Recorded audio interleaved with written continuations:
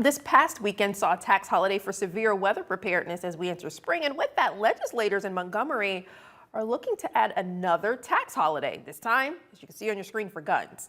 House Bill 360 would see the last weekend of August be deemed a, quote, Second Amendment sales tax holiday. But one pro-firearms organization in Huntsville tells Fox 54 that they don't support the bill as is. This is awkward because I appreciate people trying to help us and do us favors, but I really don't see the point in it. I'm not opposed to the bill at all, and I would support a longer time span on it. But here again, I don't think it's going to make that much difference in firearms purchases. I think the guys that are thinking about buying a firearm are going to do it with or without this. House Bill 360 still remains in the State House and has not yet been voted on. A bill filed in the Alabama legislature would require public service commissions to hold yearly rate hearings. This comes as two controversial PSC bills have been filed during the current session. Concerns have been raised around the state due to rising utilities rates. For District 28 Representative Mac Butler, he views House Bill 475 as transparency that has been missing in Alabama. This would put all the cards on the table. It would force them to justify the utilities, to justify their current rates that most people feel are way too high. That's what has not happened in 44 years. And that's where the nuts and bolts get that we, the people, that we've heard from, really want laid out. And this legislation also requires, the public to be invited. House Bill 475 currently awaiting action in the Transportation, Utilities, and Infrastructure Committee.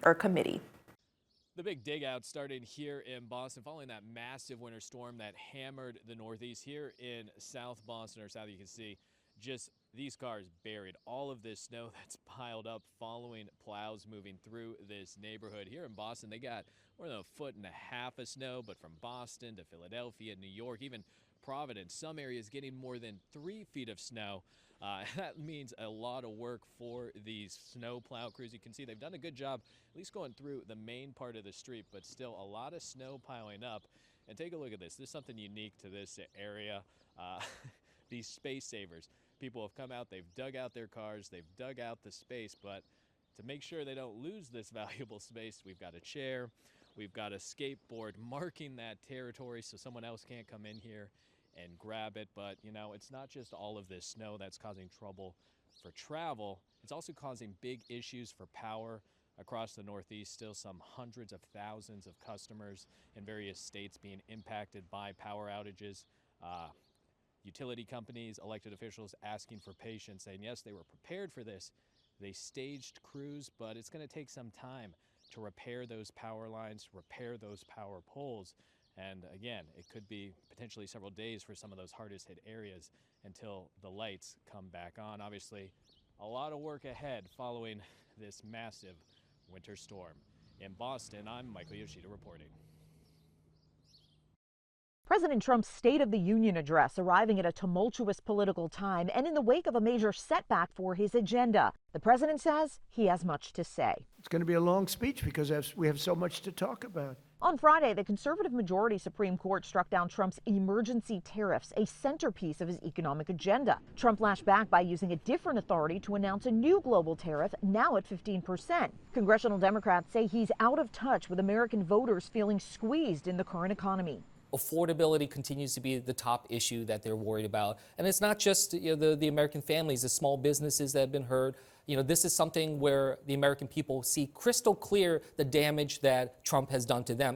And Capitol Hill Republicans have a lot at stake as the president outlines his priorities for the year ahead. Midterm elections loom in November, and the president's approval rating across most polls sits underwater. If he can't improve from where he is now, then there are people who are going to wake up on election day who we never saw coming, who are going to lose. Trump's first year back in office has also been marked by sweeping cuts to the federal workforce, massive immigration and crime crackdowns that saw the National Guard deployed in some major cities, and strained relationships among traditional global alliances. On Capitol Hill, I'm Karen Kafa.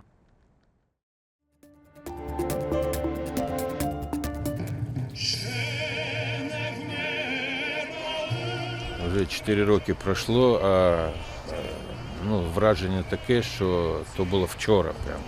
І почувати, що можна, сум і біль за загиблих, які загинули на захисті держави.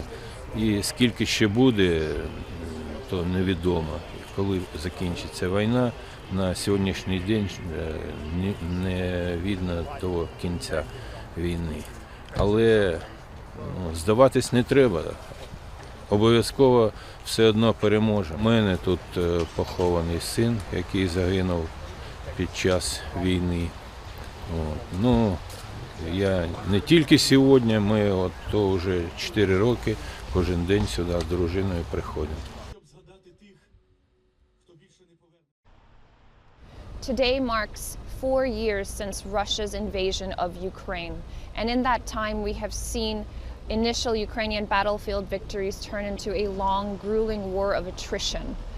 Many expect this year to be a turning point. Negotiations brokered by the United States are said to be making progress in some areas, but the issue of territorial concessions, that is, what will happen to the Donbass, what will happen to the nuclear power plant in Zaporizhia, those remain to be sticking points. In the meantime, Russia is making slow and steady gains across the Ukrainian front line at a tremendous cost. Some put losses at 1,000 men a day. This war has also seen a complete revolution in terms of modern warfare, with drone-dominated battlefields that make it extremely deadly to even rotate troops in and out of position. In the meantime, Ukraine and Russia are both striking targets deep inside territory beyond the front line. Russia recently ramped up attacks on Ukraine's energy infrastructure this year, plunging much of the country into darkness at the height of winter. These continue as Ukrainians say they are ready for peace. However, they would like that peace to be just. I have been living in Times Square for a few weeks until I find my apartment here, and I never saw the space as empty as it was. More than 2 feet of snow burying parts of the Northeast, and some areas topping 3 feet deep. Trying to get it out the way before it set in and freeze. Then it really would be a job then. Travel bans were issued in multiple states. While some have been lifted, officials warn roads and sidewalks remain icy and dangerous. Falling ice and snow from rooftops, from the tree branches, and even from power lines as the temperatures fluctuate a little bit. The heavy, wet snow leading to major power outages across the region. And Massachusetts crews are working to restore service to hundreds of thousands of customers. But the governor says the issue now is access. We've got the crews. When does the wind die down enough so that it's safe for people to get out in bucket trucks? That's one thing that needs to happen. And airlines are still playing catch up after the storm grounded travel from Philadelphia to Boston. By this morning, more than 2,000 flights were already canceled, according to FlightAware. Major carriers, including American, Delta, and United, issued travel waivers allowing customers to change their flights without a fee, but they warn conditions remain challenging. I'm wondering if they'll let me become the new groundhog and I can decide if winter stays a little bit longer, because this has been a bit much. And forecasters say another snowstorm could bring a couple more inches to the Northeast on Wednesday. In New York, Caroline Elliott, Fox News. Back on February 10th, the FBI Director Kash Patel released those stunning, haunting images of this suspect approaching Nancy Guthrie's home in the middle of the night. And at the time, the FBI Director said that these images and photos were captured the morning of her abduction. In all of the images and all of the videos, you see the suspect with the mask, the backpack, a holster around his waist that has a gun, and obviously the gloves. But if you look at this one particular image, which was in this batch of photos that was released by the FBI, there is that one photo where he's not wearing the backpack and he does not have the holster with the gun in it. Now we've learned from this source that this was from a different day altogether. This might help explain why investigators have been so focused on the weeks before her abduction. And this also kind of gets to the question about whether or not this was just a random act. Was this something that was more targeted? Was there the suspect canvassed the area and get a lay of the land here in this neighborhood? A little bit clearer picture on how all of this unfolded now.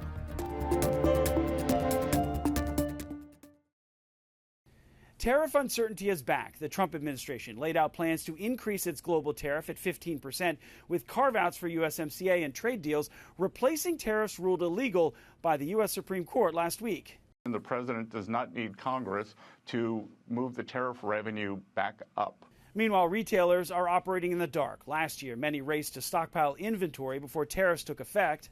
I feel like we are in an emergency situation now. It might not look that way on the surface, but it very much is so. The National Retail Federation calling the Supreme Court ruling, quote, much needed certainty for U.S. businesses and manufacturers. This isn't as big a deal as everyone keeps talking about. Sure, there's an impact. Sure, there's uncertainty, and that's probably the worst thing. Many business owners have hit the brakes on shipments indefinitely. Others have cut staff and raised prices to deal with higher costs. Some of the biggest companies say they are passing tariff-related costs on to customers. Walmart attributed a jump in prices for certain goods to higher import duties. Levi Strauss says it's hiking prices in response to tariffs by modest amounts on lower-priced items. Retailers should focus on running their businesses well, getting merchandise consumers really want to buy, having fantastic service, and a great website. And the rest of this is going to sort out, and it's not going to be a major hit. The White House disputes tariffs are fueling inflation and hurting the economy. He is fulfilling his mandate to the American people to bring back manufacturing and stop the U.S. from being ripped off by our trading partners. The Trump administration says the tariffs will shrink the deficit by adding fair trade terms, energizing domestic manufacturing, and generating billions in federal revenue. Home improvement projects on the rise. Home Depot held up better than expected in the recent quarter. Its earnings and sales cooled from a year earlier, but top forecasts, and it's expanding. Home Depot plans 15 new stores this year. Meta Platforms has agreed to buy AI tech from Advanced Micro Devices to power data centers. The Wall Street Journal says the 5-year deal is valued at more than $100 billion and could result in Meta owning as much as 10% of AMD stock. FedEx is suing the U.S. government in the U.S. Court of International Trade. The shipper is seeking a full refund plus interest for trade duties paid. Now that the U.S. Supreme Court struck down the tariffs, the FedEx lawsuit did not say how much it paid in tariffs. And President Trump and his 2024 election campaign have settled a copyright infringement lawsuit brought by the estate of legendary R&B singer Isaac Hayes. The case accused then-candidate Trump of repeatedly using the song "Hold On, I'm Coming" on the campaign trail without permission. Hayes' son, Isaac Hayes III, says the family and estate are satisfied with the outcome. CJ Papa, Fox News.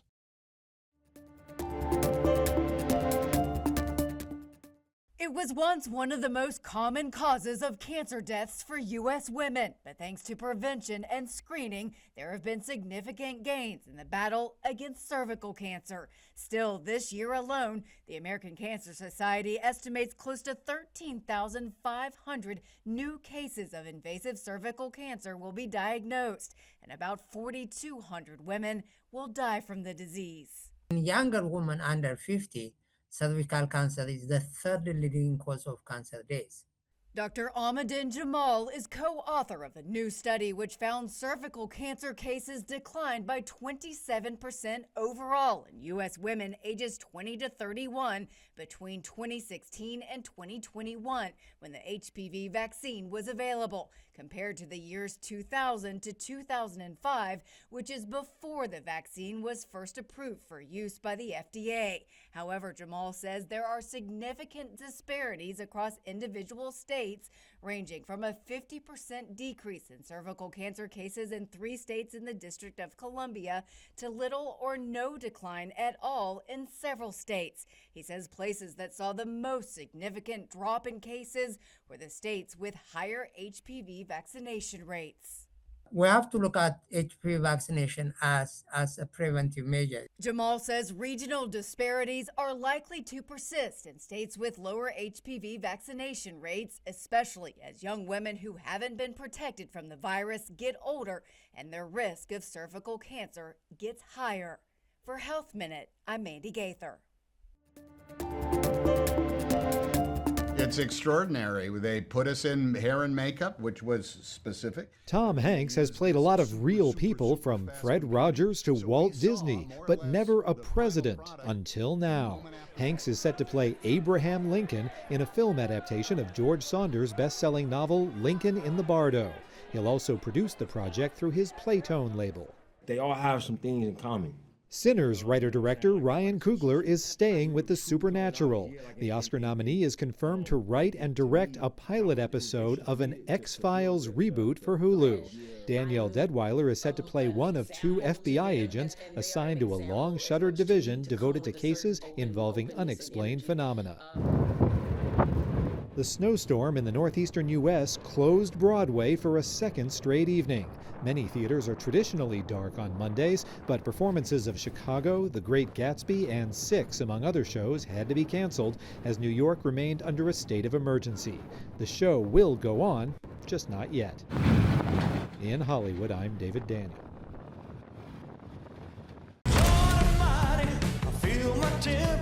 Hey, the light's on. I can see you. Hello out there. Hello. Baz Luhrmann's epic Elvis Presley in Concert features restored footage that had been forgotten for decades in a Kansas salt mine. When I started to see what we had, I was a bit like, oh my God. And it was also, it smelled of vinegar, so it meant that it was actually rotting, it was like falling apart. Camera crew, gentlemen. All right. Then suddenly we found this 40-minute tape of Elvis just speaking about his life. And that was the light bulb moment, because most works on Elvis are other people talking about him. There's been a lot written and a lot said, but never from my side of the story. Luhrmann says making the film taught him a lot about the king. I think he was always trying to disarm people about him because he was so striking and such an icon, That was really the big revelation, his humor and his humanity. It's gotta be like the first time we go on. In Hollywood, I'm David Daniel.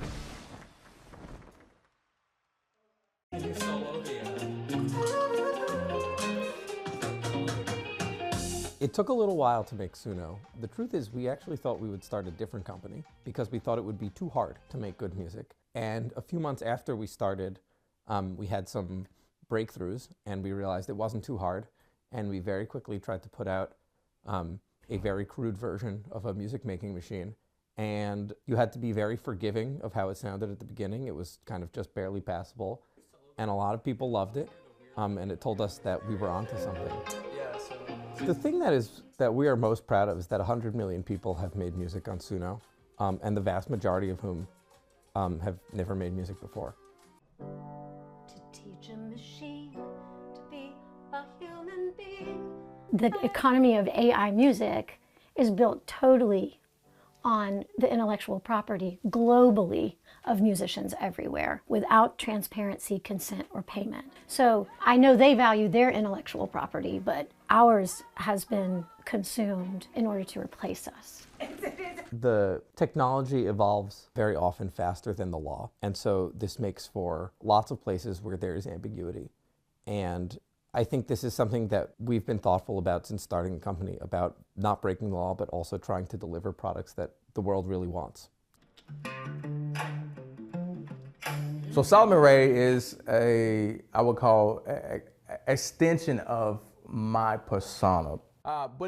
Solomon Ray has done what no other artist has done thus far. One, he's the quickest to hit Billboard from creation, right?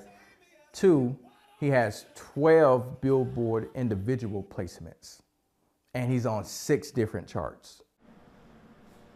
One person doing all this. I handle all social media, I handle all contacts, I handle all music. No one else has had their hand in this except for me and the Holy Spirit, and that's all.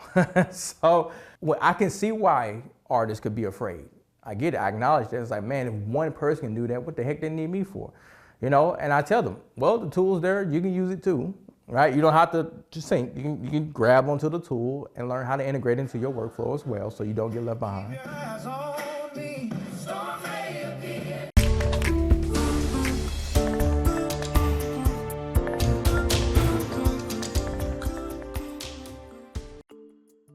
An unsuspecting sanitation worker got quite the scare when they popped the top on a bin, not finding trash, but a person wedged inside who, upon spotting police, quickly bolted and was later arrested. Huber Heights, Ohio police say this trash can caper started when the suspect ran from a traffic stop. Dash cam just happened to catch the moment the worker lifts the lid on the case, frantically pointing police in the direction of a person emerging from the hiding spot. Police posting online saying, as luck would have it, Oscar the Grouch, as we've nicknamed our suspect, appeared at just the right place and the right time.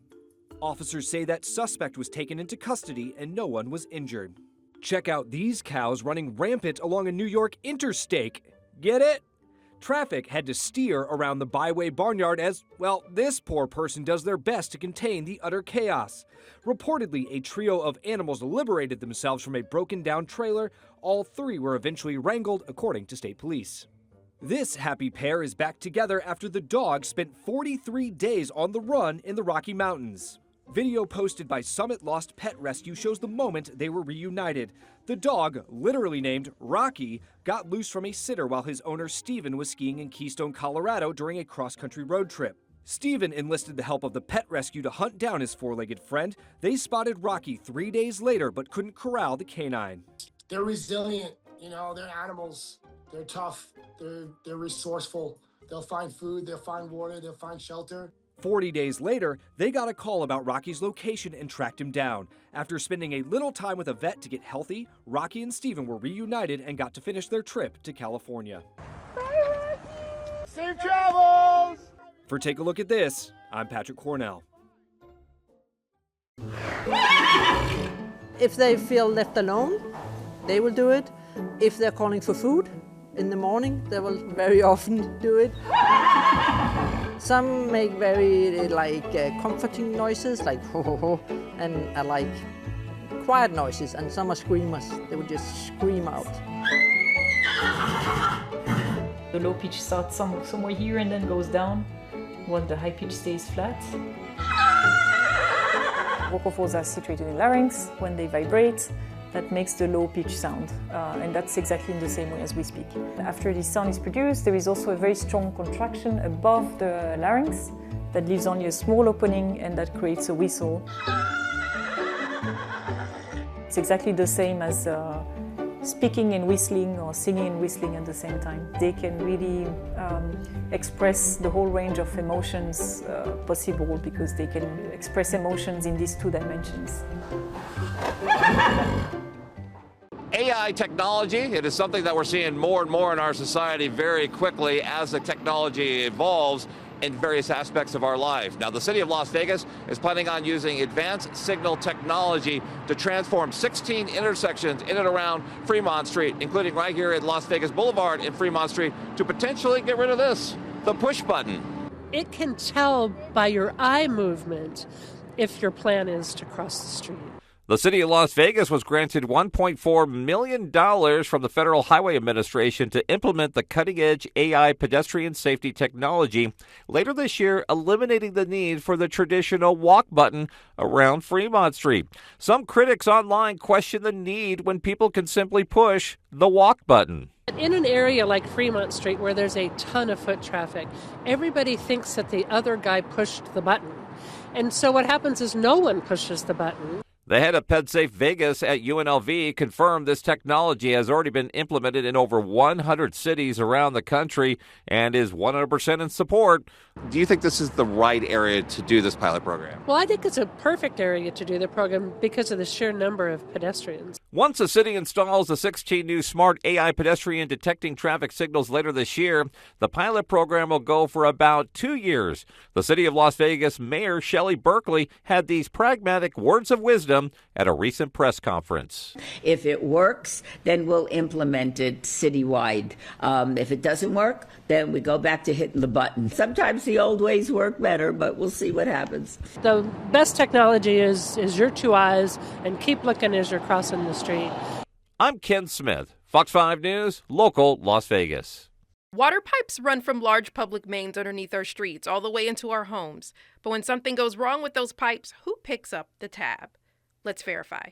Our sources include the American Water Works Association and the City of Huntsville's website. Here's what we found. According to water industry standards, there are essentially two sections of pipe that bring water to your home.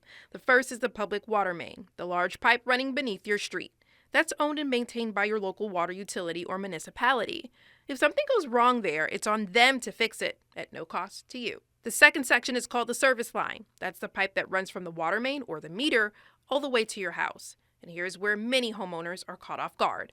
In most cases, once that pipe crosses your property line, it becomes your responsibility. That means if it cracks, corrodes, or bursts, the repair bill lands in your lap. Those repairs can cost anywhere from $1,000 to upwards of $5,000, depending on the length of the pipe and the extent of the damage. Now, the exact cutoff point between utility responsibility and homeowner responsibility varies by city and county. In some areas, the utility owns up to the meter. And others, responsibility transfers at the property line. Experts recommend contacting your local water utility directly to find out exactly where their responsibility ends and yours begins. If you're a renter, your landlord is generally responsible for the pipes on the property, though you should check your lease to be sure. And if you own your home, it's worth reviewing your homeowner's insurance policy.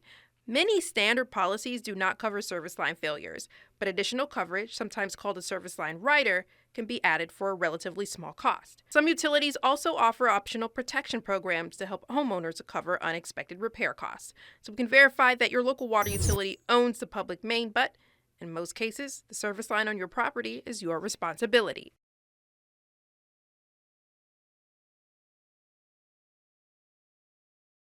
This happy pair is back together after the dog spent 43 days on the run in the Rocky Mountains.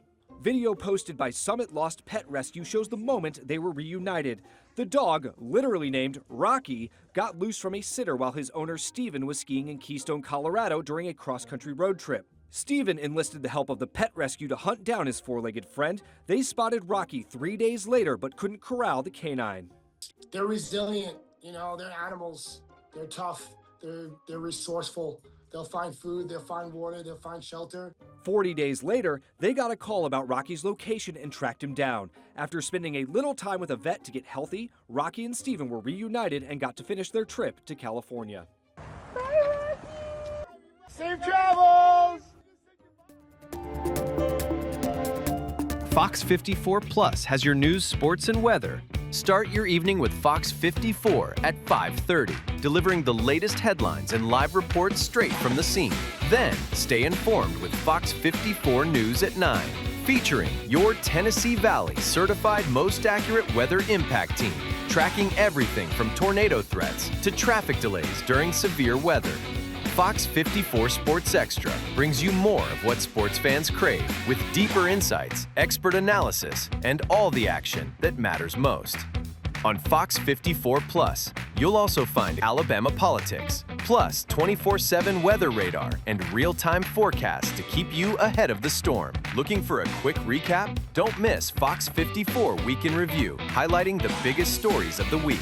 Jumpstart your morning with Morning Rush. Fast-paced news updates, featured with uplifting stories from across the globe. Get your entertainment fix with Getting Real, where we break down movie reviews, top 10 lists, and spotlight the newest film. Die Hard fan? Locked On Sports dives deep into the Crimson Tide, the Tigers, college rivalries, and pro action. True crime warrior style? Killer Cases brings you gripping real-life stories that stick with you. Hungry for more? Cooking with Style serves up mouth-watering recipes that are easy to make and impossible to resist. From movie previews before you head to the theater with Take a Look, to must-know headlines from across the region and around the world with In the News. Watch all of these shows on demand and also on the Fox 54 News app. Available on Android and iOS devices. Streaming 24/7.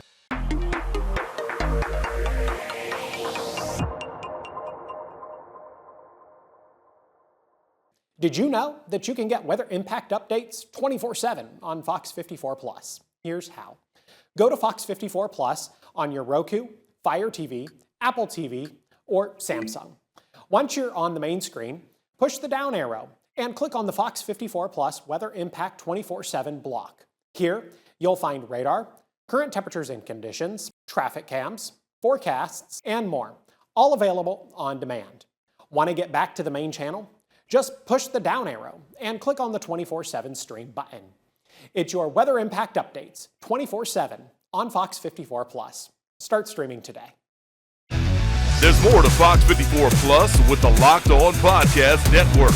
From the Tide to the Tigers, from college teams to pro, the Locked On Podcast Network gives you insights and analysis you just can't find anywhere else. These kids, they want to play. But I don't think so. I think it was Chad Baker-Mazara. Locked On Sports, streaming every day of the week and right here on Fox 54 Plus.